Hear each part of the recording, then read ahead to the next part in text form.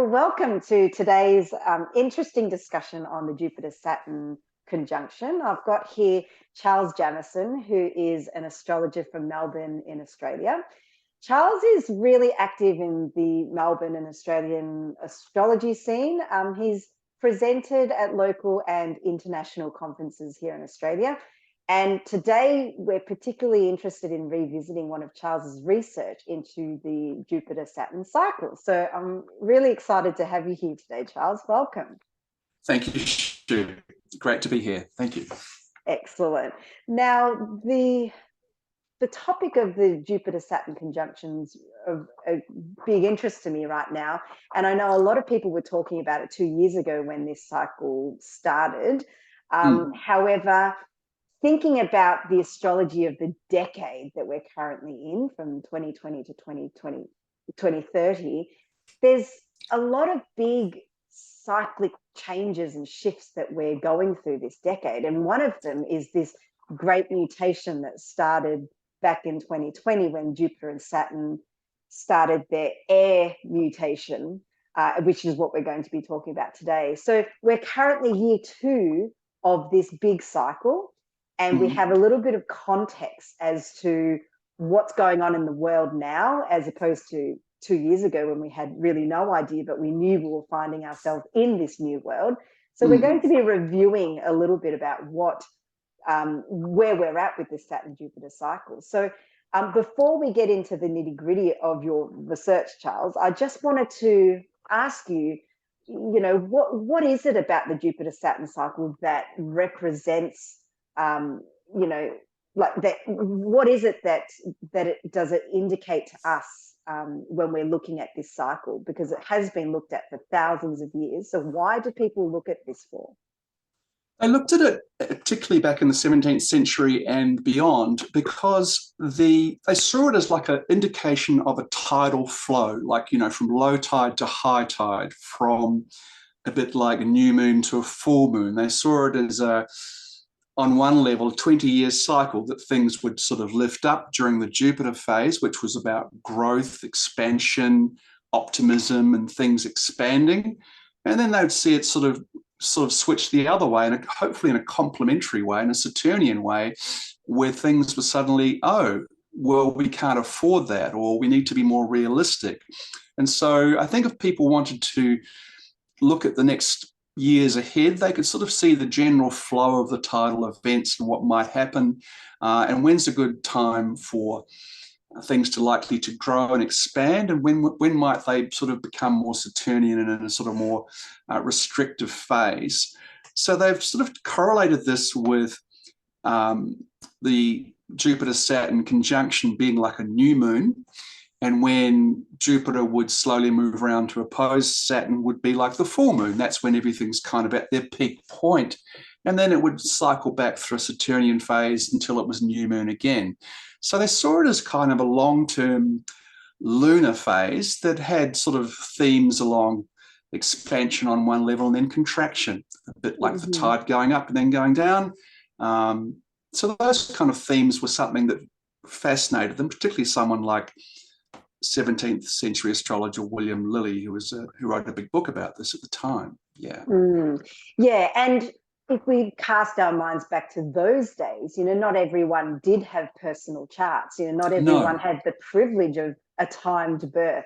No. And so the Saturn-Jupiter cycle would describe more societal trends, I guess, that we find ourselves enveloped in that would have an impact on our lives, right?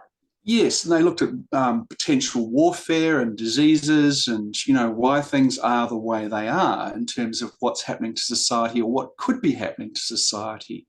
That, along with horary, was quite popular then because, like you say, people did not know their birthday or even birth year. So birth charts were fairly rare back then. Yeah, so in the broad study of the Jupiter-Saturn cycle, we can say that this is predominantly a key indicator of mundane astrology, like the astrology of politics, society, governments, environment, that kind of thing. I've also seen the Jupiter-Saturn cycle being used for meteorological purposes. charting weather, like floods and rain and drought and things like that, as well as the commodities.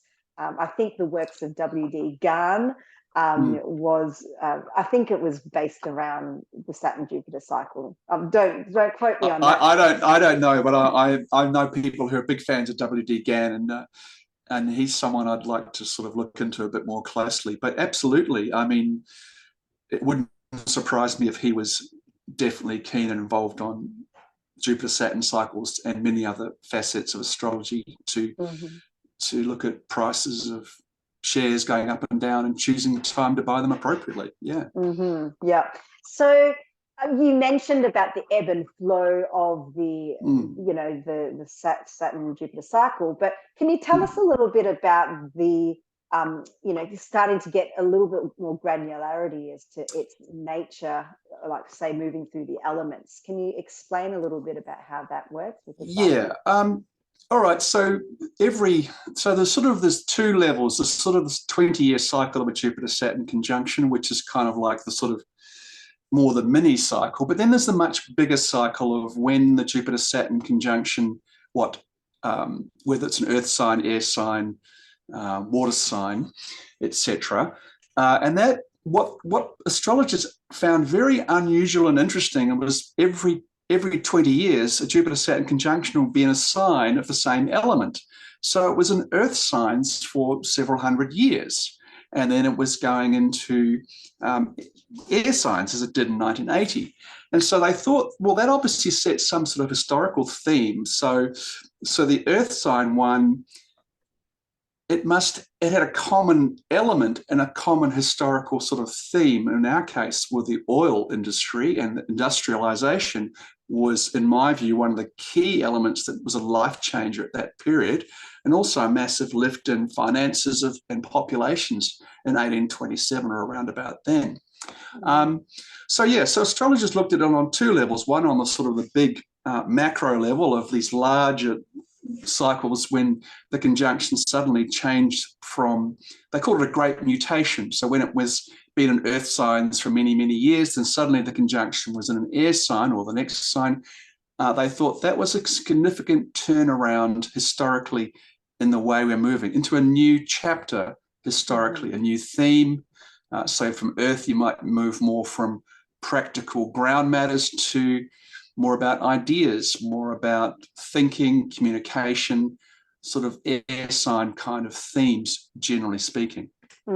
Yeah, so I mean, to me, it was very much the earth, 200 years of earth was very much mining and trying to get things from the ground. Yes. And it was a very tangible couple of decades, there was. Yes. Whereas now we're moving into almost a very intangible decade where things are unseen, things exist as thoughts or as the internet, stuff in the World Wide Web and that kind of thing. It's quite an adjustment. Yes, and artificial intelligence, which we might talk a bit about later. But I do think back in the Industrial Revolution day before that, you're either super wealthy or you're sort of a peasant on a farm. There wasn't much in between that. And then suddenly with the Industrial Revolution, suddenly factories were built, steam engines were created, and children and people worked long shifts in factories. That was something brand new. And thankfully, people finally realized that having children work long hours in difficult factories was very dangerous and not appropriate. But in the initial stages, there was a massive surge in wealth for people, and workers had a big shift in the kind of work that they did. But I think going forward in a sort of more in our air times now, I think we're moving much more into sort of more mercurial intelligence, less tangible changes in terms of the physical world. Yeah. Yeah, the world of ideas. Yes, exactly. Yeah, and the Internet of Things and those sorts of concepts that have really come through to be a major trend. So so we can say that these massive macro elemental shifts of the Jupiter Saturn cycle, they occur in a 200-year approximately phase, right? So within the 200 years, so what is there, about 10, 20-year cycles? Is that the general kind of formula?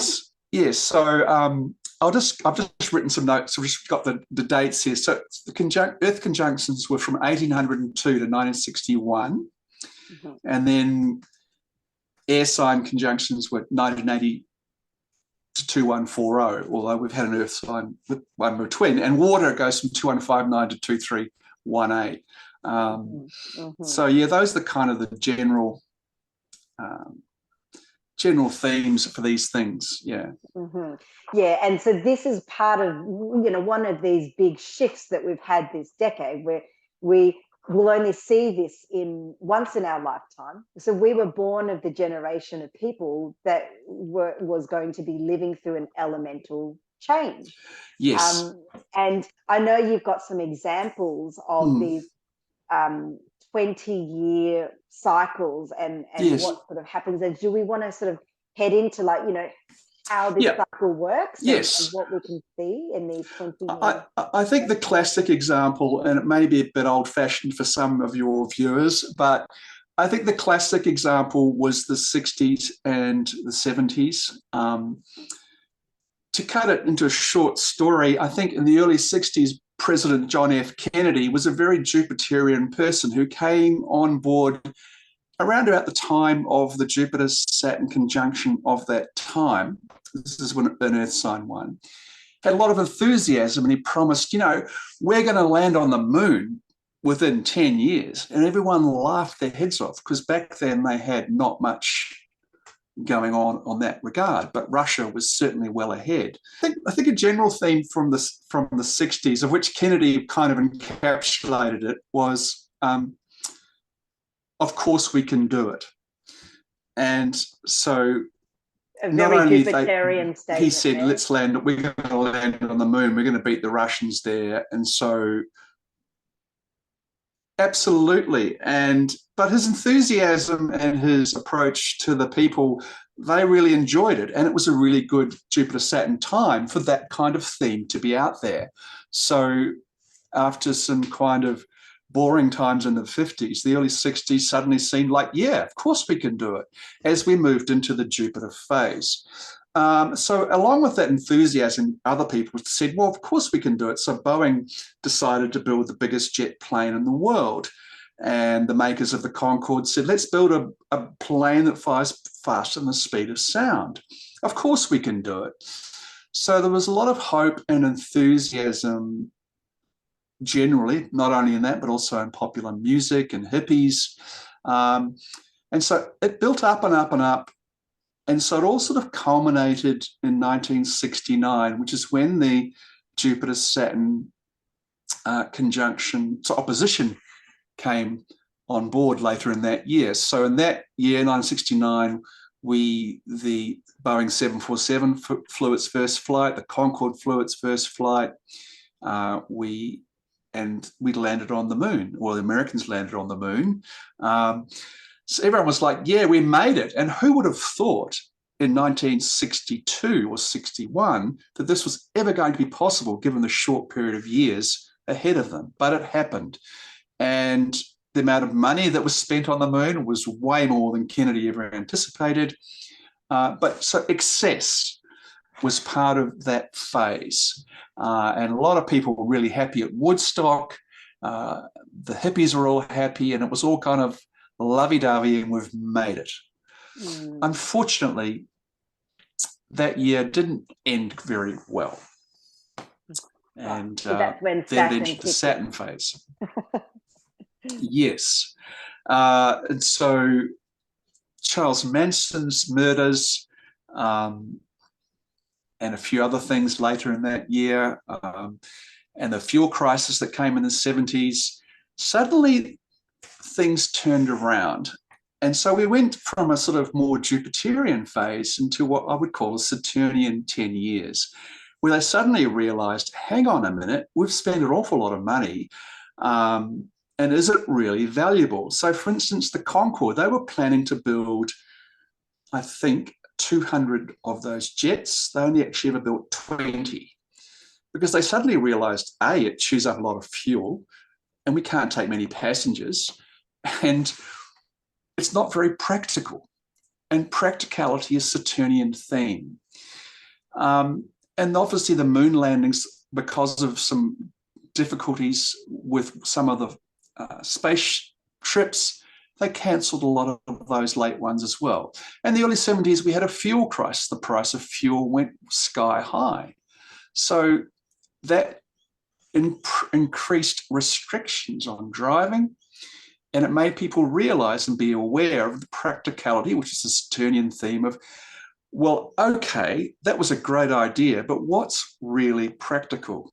So the Boeing 747, which was planned to probably be a passenger vehicle for only a short period of time before becoming a freight vehicle, freight flight, they suddenly realized, well, hang on a minute, this is actually practical, reasonable, and we can do it. So its Saturnian side became an advantage, whereas Concorde's more Jupiterian, we can save an hour flying from New York to London. That didn't really actually practically matter for most people. And so the 70s, and also a lot of the sort of gung-ho hippie music of the 60s, was replaced by sort of more of a Saturnian, darker themes of bands in the 70s, like Led Zeppelin, the word lead relating to that metal which is ruled by Saturn. And we had Black Sabbath, other bands that had sort of more of a darker theme or a Saturnian theme, and they flourished at this time, which they wouldn't have in the 60s so much, which was more hippie-ish. So I thought that was a really good indication of the tidal flow from all of this expansion in the 60s to this pragmatism, realism, Saturnian themes in the 70s. And Saturn and Jupiter are not opposite, they're complementary opposites in a way, in the sense they need them both. Like, I relate Jupiter to the accelerator in a car, Saturn to the brakes. They work together, although it might seem quite opposite, like a tide. I thought the 70s and all the hardships in the 70s were kind of like, in some ways, a bit of a backlash for the excessive Jupiterian 60s phase. So I think that sort of cycle was a really good example of what I'm, explaining the Jupiter-Saturn tidal flow, if you like, of optimism and hope on the Jupiterian phase, and a sort of general theme of pragmatism and realism on the Saturnian side of things, which is the second, the sort of from the opposition back to the conjunction of Jupiter and Saturn in that 5 to 10 years before it all starts over again. It seems very obvious when you look at it retrospectively, when you can see back and see these huge trends of growth and expansion to contraction and reality checks. Yes. And obviously the element in which the Jupiter-Saturn cycle starts off in dictates the quality in which we're expanding and contracting it. Yes. So when we get to the 1980s, we experience the first air sign, which you mentioned before in the pre-show chat, that you think that this 1980 chart is really the chart to look at when we want to look at the next 200 years, even though we had an Earth element conjunction in between its full transition to the air. Yes, to me, the Earth element one was like, once it's come into air, it's in air. The Earth was just enough, just sort of but it's already happened. The dog's out of the kennel, as it were. It's already out there. And I do think the 80s air sign conjunction chart is actually really positive compared to some other charts I've looked at, in terms of not only what the 80s was like, 80 to 2000, but also in the next few hundred years. I think it really has some really positive components for humanity, and a positive components for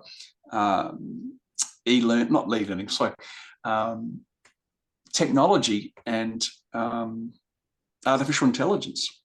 Yeah, so I might just put the chart up there, sure, so that people can have a look. But in the 1980 chart, let me just share my screen. This is set to Washington on the 31st of December, 4:27 p.m. Washington, DC. And so the optimistic, I guess, nature of this chart, what would you say? Would that be the same as the Mercury Cazimi happening at the same time? Yes, that would be that. There's about three things that I really like about this chart. I mean, I think different astrologers rate the different what Cazimi is, but I think 17 minutes apart with Mercury conjunct the Sun, what that basically means is that Mercury, which is the planet associated with learning, thinking, mental abilities, communication, intelligence, is in a very powerful position conjunct with the Sun, so close Cazimi.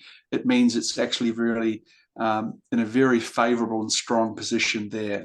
And in particular, and for the US chart, in the 7th house, that's even more, it's in an angular house, so it's obviously very prominent for them.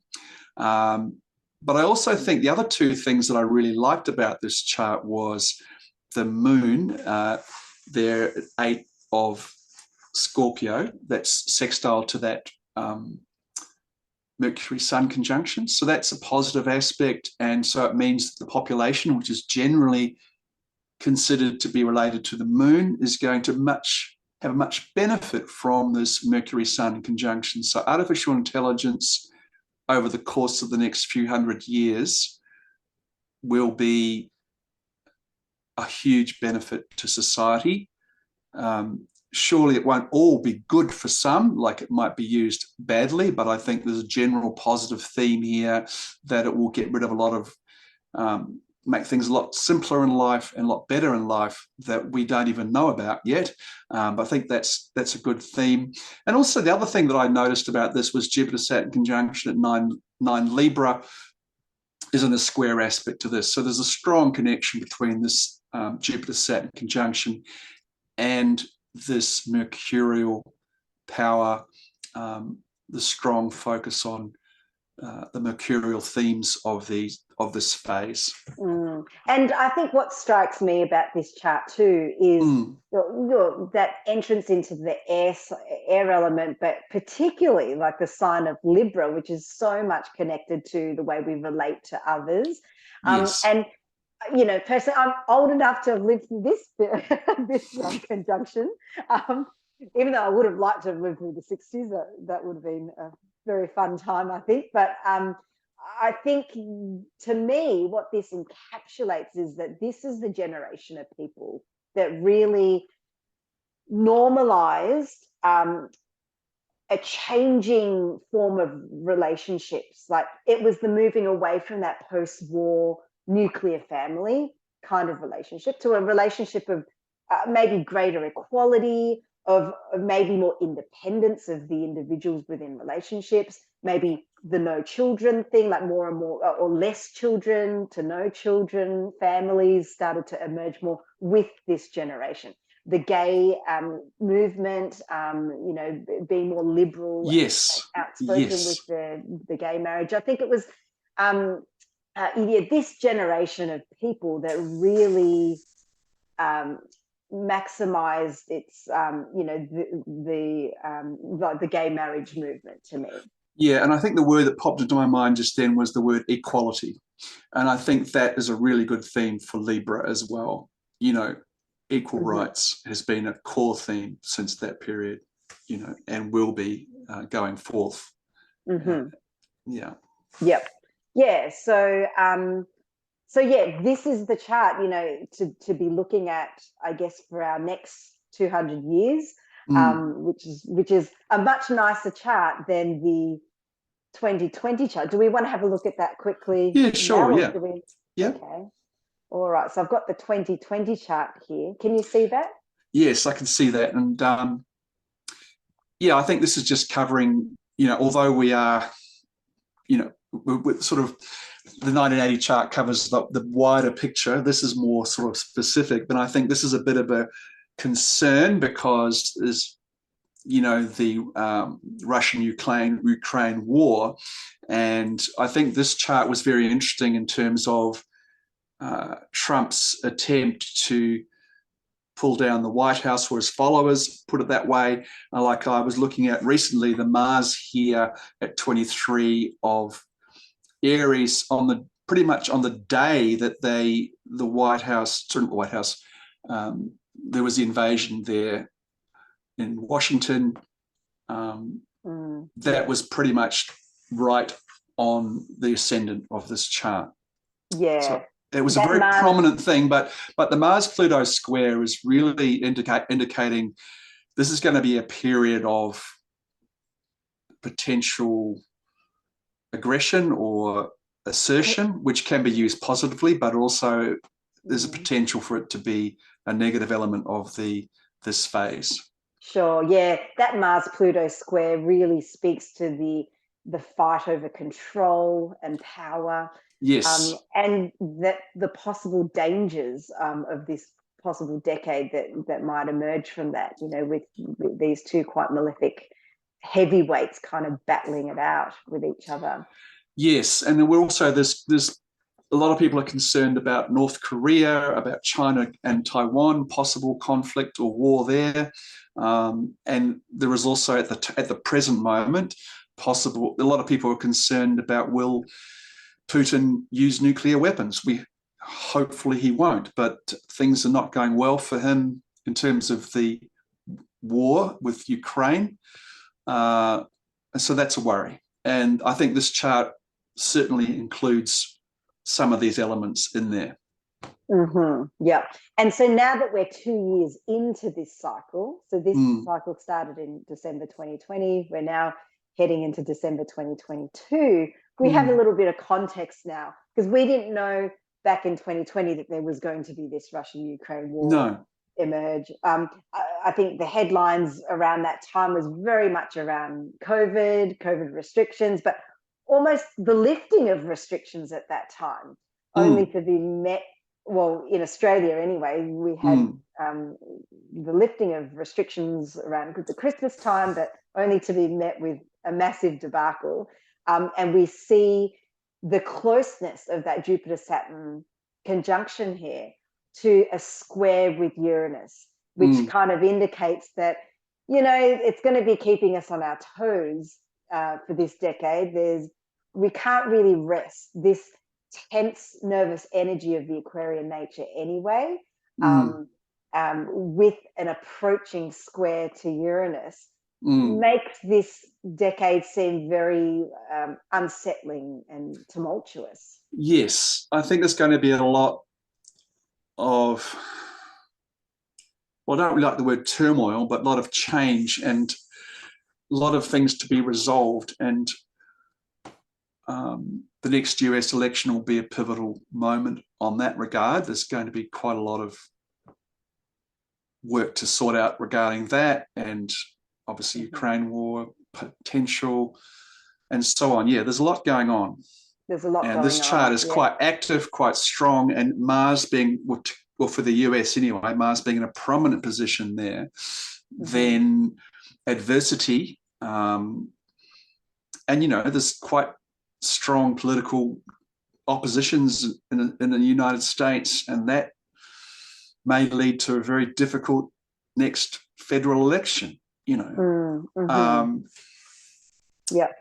And it seems that in the 1980 chart, we had a Mercury cazimi. Yes. And in this 2020 chart, we have one day after the Mercury cazimi. So it almost shows like there's a little bit of a missed opportunity or something like that, like it's not as good as what that. No, it's not as good as the 81. And this one, Mercury, is what they call combust in traditional astrology. So it's weakened and a little bit less functional in terms of optimally. So that's going to be a bit of a challenge. And the combustion factor, I see that a lot in terms of it showing a draining of energy, or like a being burnt out. And, with Mercury ruling things like technology, and, you can see this decade kind of like the fatigue of people experiencing like with technology, social media, like things going wrong with that kind of stuff. Even Yes. though we want to see this expansion into this area, Yes. there's a feeling of being burnt out by it all. Mm. Yes, I agree. Okay, so very interesting to look at these inception charts of the Jupiter Saturn cycle. But are there any other sort of interesting observations that you made around the 1980 to 1990 sort of transition from the Jupiterian Yes. cycle of Yes. 1980? I thought in the 1970s, there was a lot of things that were very Saturnian, like the movie Saturday Night Fever, which was kind of a popular movie. But if you look at the actual movie, it was actually quite grim in And terms of the story. And Saturn Saturday night and Saturn rules Saturday. And then we mm-hmm. had Joy Division and we had punk rock. We had a lot of Saturnian stuff in those eras.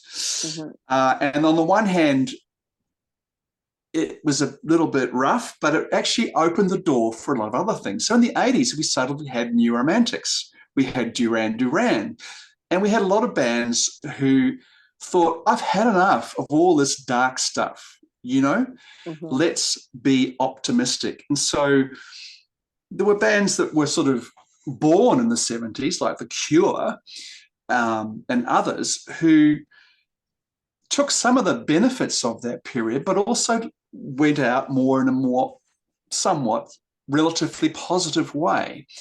So I thought the 80s was kind of a bit more lively, fun, growth.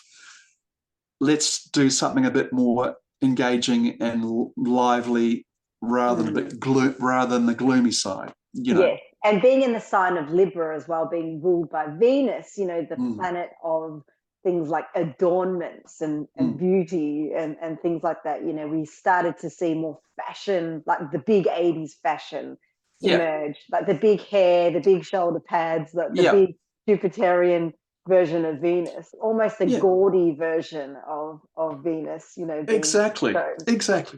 And there were two other things that were fascinating about the 80s. Well, there's probably many, but there's two that I had in my lecture. Was Poland had a trade union movement founded called Solidarity, founded in 1980, and they were the first Warsaw Pact country to have a trade union, which was not controlled by communism.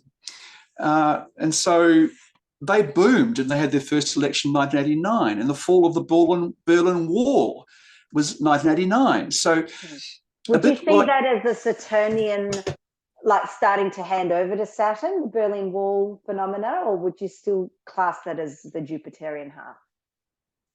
I would say it's kind of like the ultimate benefit of the Jupiterian phase was sort of focusing at this point. We've had enough of this Saturnian wall.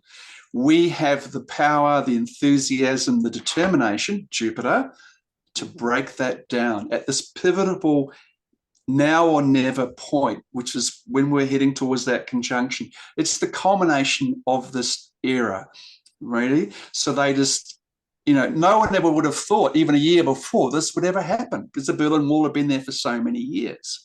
But they said enough is enough.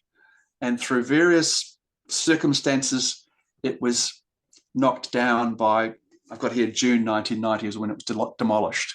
No one would have expected that. So I think the general positivity of certain governments and people to make a difference, to bring down stuff, the restrictions, which is typical of this Jupiter phase of the first half of that cycle, reaching sort of full moon, as it were, equivalent.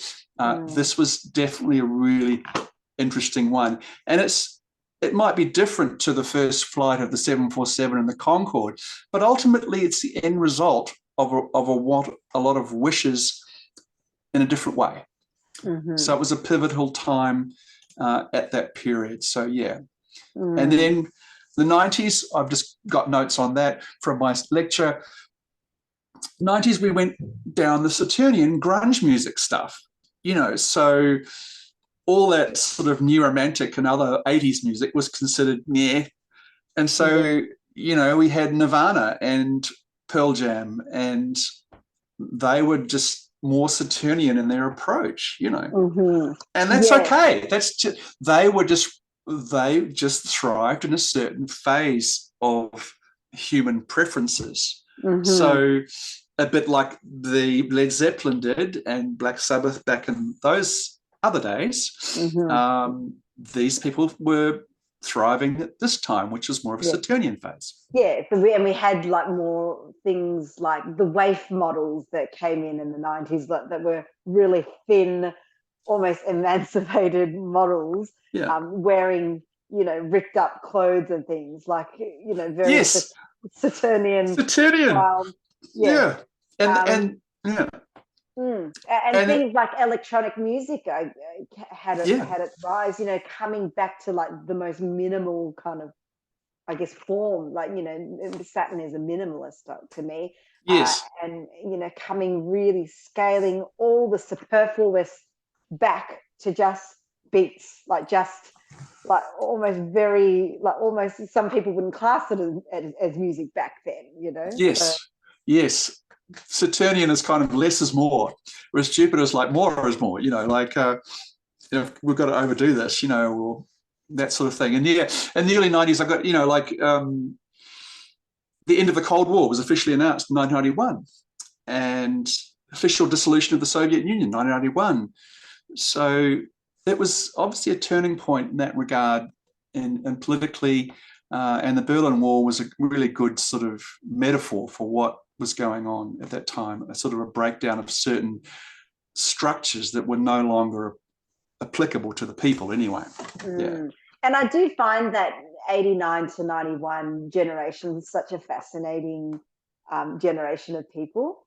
And I always use that Berlin Wall example or metaphor as their symbol, because I feel that generation of folks have made huge strides in terms of demolishing barriers between groups of people, like Yes. increasing diversity, um, losing the whole duality of everything by focusing on things like non-binary genders, Yes. things like that, where barriers and boundaries are just not a thing for that generation. Exactly. Exactly. Yeah. Exactly. And it's a great way to go. Yeah, they have this kind of breaking of the Berlin Wall, like within their psyche almost, and that's what they take out to the world to incorporate all this diversity and integration of different people together. So, such a fascinating group of people to me. So let's now, we've talked a lot about the mundane aspects of Saturn, Jupiter, and that's Yeah. what it's great for, but and I sort of alluded to some of these more personal aspects of Yes. Saturn, Jupiter, because ultimately we all do have our birth charts these days. So I'm just curious what you think that of what the Jupiter Saturn cycle is like for us personally.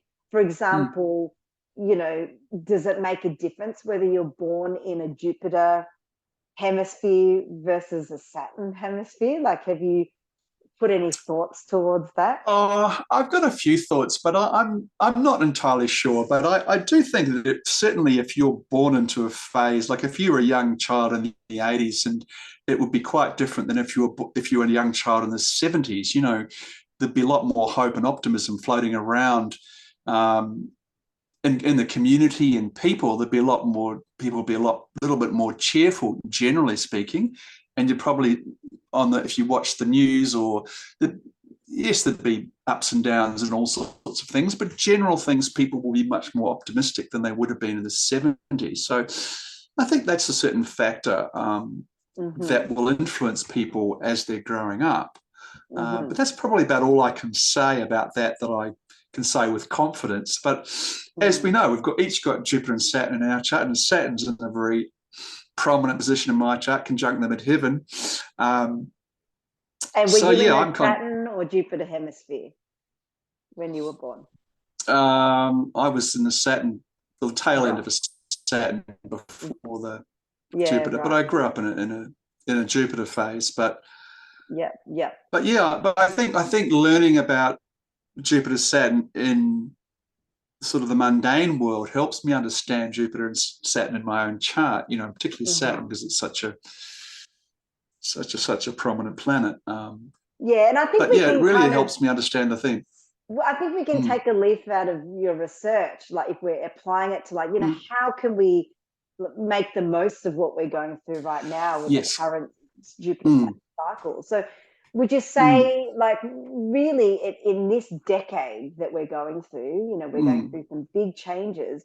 To me, it really is about exploring as many options as you can, because that's what we want to do when Jupiter takes over, to give you the options and the opportunities that you might not have had access to, coming from the Saturnian phase. Yes, yes. And I do think that in the next 10 years or even less, everyone will be driving electric cars. That's a real booming Jupiterian theme here in Australia. Petrol cars will be like steam engines in 10 years. People will think, did you have one of those? It's going to be a big change. And so there's going to be a Mhm. lot of growth, not only in that area, but in technology as well. And yes, that 2020 chart is a bit difficult, but I think in the sort of a more bigger picture and observing we can see happening already, certainly in technology and AI and electric cars and self-driving cars, they're in the mix. They're going to be very normal within about 7 or 8 years, I think.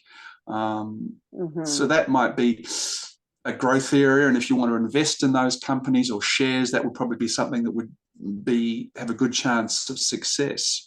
Mm. Um, I'm humming and hawing about whether to buy a petrol car, but because Yeah. we've got a car that probably needs to be replaced, or do I wait 2 or 3 years and get an electric one, which is probably and spend a bit more. So Yes. Well, my kind of little prediction, if you want to call it that, is that I'm really interested to see what happens at the squares, when Jupiter makes yeah, it square to Saturn. Because to me, squares are the thing, especially that first waxing square, that first 90-degree angle.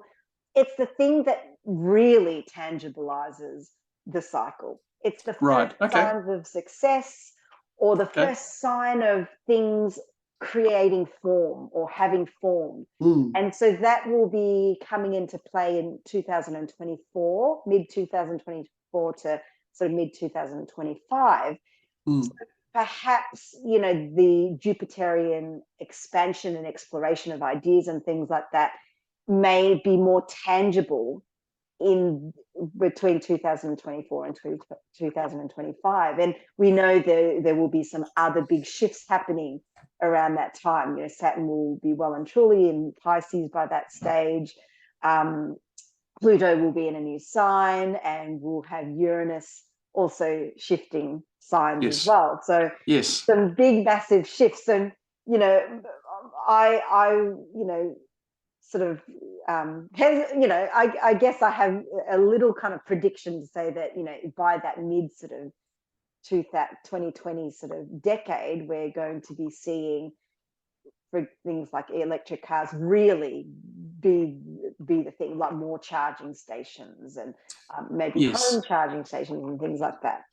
Well, and there's even innovative things we don't even know about yet. Like Mm-hmm. some years ago, I read about in France, they're having charging built into the road itself. Right. So you drive along, and underneath the road, there's a wireless gadget that can charge your car as you drive along, a sort of a cord or a cable. And Right. that would be so much nicer, because we're still doing the petrol station model of having to go and charge something, but why can't we just charge it as we're driving? And there's some French companies that have been looking into that and have been testing that. It may not work, but ultimately it'd be great not to have to go and wait 20 minutes to charge your car if you can just charge while you're driving. Exactly. So And there's things like that, which we don't even know about yet, that will be surprising, but on one hand, not surprising to happen in the next 5 years or so. Yeah. And space travel as well. Yes. Consumer type model flights to space, you know, the work that Elon Musk is doing with SpaceX, you know, surely that has to be part of this whole Jupiter expansion that's happening. Yes. And also, like I said, you know, having groceries delivered to your house by drone in the backyard, or taking a drone taxi from the city to the airport in 10 minutes, you know. These are all just ideas, Jupiterian ideas that may not come to Saturnian reality, but who knows? With enough innovation and determination, these things they're on the back page and they are being looked at. I've read about them, but some of them might lead to really interesting and surprising changes in the next 5 years or so as we head to the peak of the opposition. Who knows?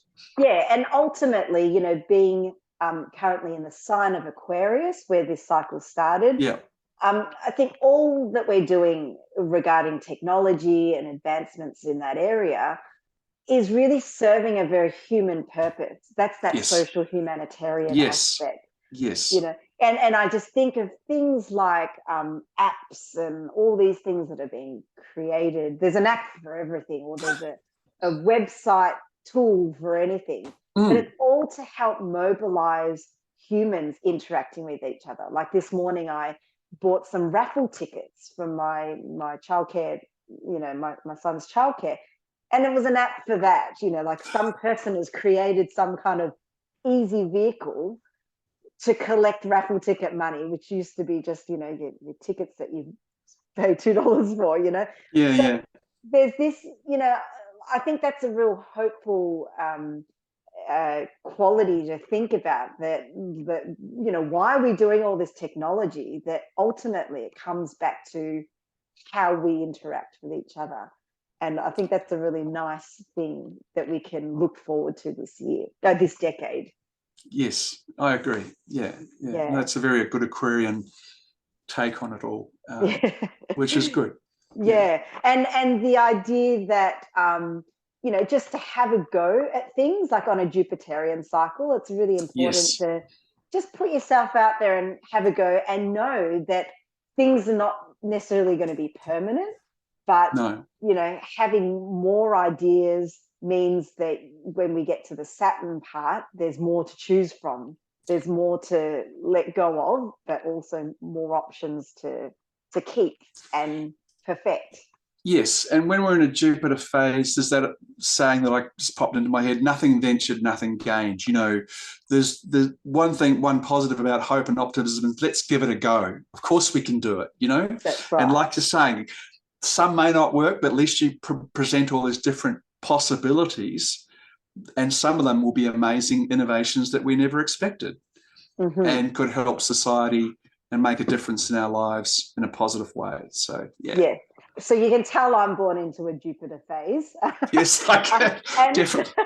And also what I think is really hopeful about this decade, you know, in amongst all the challenges, is that Jupiter is in its own sign. Well, currently it's in Pisces, and it will also be in its exaltation in Cancer within this decade.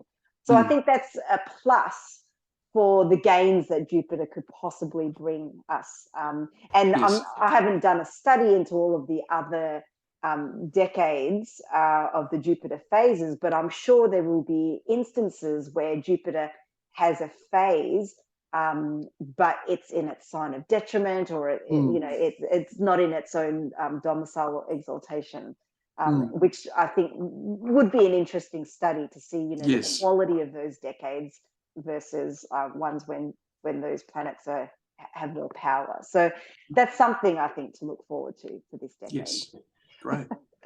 So I've really enjoyed this chat today, Charles. So where can people find out more about you? Two places. One would probably the best one I could recommend is that Q&A site Quora, which I've written 2,000 astrology answers on, and I've got a profile on there. So if you could put the link for that in this interview. And also, I've got a website which needs a little bit of updating called astrologyschool.net. But I got interested in Quora and sort of forgot about my website a bit much. I love writing about astrology and speaking about astrology, and Quora is where people just ask questions and everyone else answers them. So it's a fascinating website, and I've been on that for about 5 years, and I've really enjoyed it. Met some nice people, and answer people's questions about astrology and make a little bit of pocket money from it as well. So that's probably the two best places to find me. Probably Quora would be the best one, because I'm there more often than I am on my website at the moment. But, yeah. Sure. And, you know, you have actually organised conferences, traditional astrology conferences in the past. Yes. And in fact, this is where I actually probably first met you in a roundabout way, and a very young Chris Brennan who came to Melbourne back in the early 2000s. 2009, I think it was, yeah. 2011, yeah. We got Deb Holding for 2009. And yeah, we were doing a traditional astrology conference, Eve Dembowski, myself, and someone else called Julie. We did together because we just thought there wasn't enough public speakers allowed, and who were more traditional. So it was wonderful. Haven't things changed, as you know, though? Haven't things changed? Yeah. And so, are there any more conferences, you know, on the card? Not really. No. And also with some other friends, we went to the Mind, Body, Spirit Festival. We had ran a stall there, but we haven't done that for a while due to the COVID restrictions. But nothing at the moment. No. We'll have to get you working and putting on some good conferences again. So, well, thank you for your time. And if you'd like to support discussions like this, make sure you like and subscribe to the channel, and we can get more astrologers like Charles in front of people to share their amazing work. And you can find me as well at my website, interpsycle.com. So I'll put all the links in the comments in the description below, and all the show notes will be there as well. And so, yeah, thank you for joining us today for the very interesting discussion on the Saturn-Jupiter cycles, and we hope to see you again soon.